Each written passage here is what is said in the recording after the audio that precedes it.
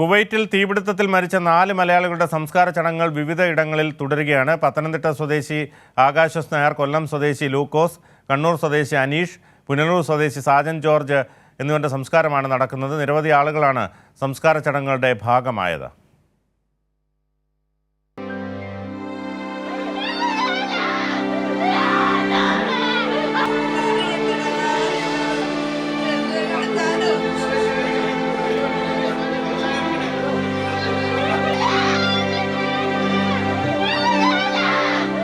നാടിനെയാകെ കണ്ണീരണിയിപ്പിച്ചാണ് Kuwait തീപിടുത്തത്തിൽ മരിച്ച മലയാളികളുടെ സംസ്കാര ചടങ്ങുകൾ നടന്നത്.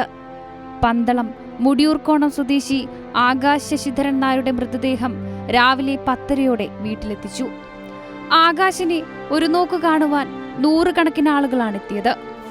ഉച്ചയ്ക്ക് ശേഷമുള്ള സംസ്കാര ചടങ്ങുകൾക്ക് ശേഷം മൃതദേഹം വീട്ടുവളപ്പിൽ സംസ്കരിക്കും. കൊല്ലം സ്വദേശി ലൂക്കോസിന്റെ ഭൗതിക ശരീരം രാവിലെ 8 മണിയോടുകൂടി വീട്ടിലെത്തിച്ചു. പൊതുദർശനത്തിന് ശേഷം 11 മണിക്ക് IPC സെമിത്തേരിയിൽ സംസ്കാര ചടങ്ങുകൾ നടന്നു. അന്തിമോപചാരം അർപ്പിക്കാൻ ആയിരങ്ങളാണ് പള്ളിയിലും വീട്ടിലുമായി എത്തിയത്.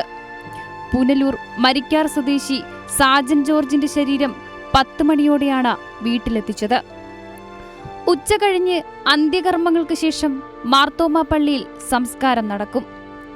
കണ്ണൂർ കുറുവ സ്വദേശി അനീഷ് കുമാറിന്റെ മൃതദേഹം പയ്യാമ്പലത്ത് സംസ്കരിച്ചു. കുറുവ കരാർനകം ബാങ്ക് പരിസരത്തും വീട്ടിലും പൊതുദർശനത്തിന് വെച്ച മൃതദേഹത്തിൽ 100 കണക്കിന് പേർ അന്ത്യോപചാരം അർപ്പിച്ചു.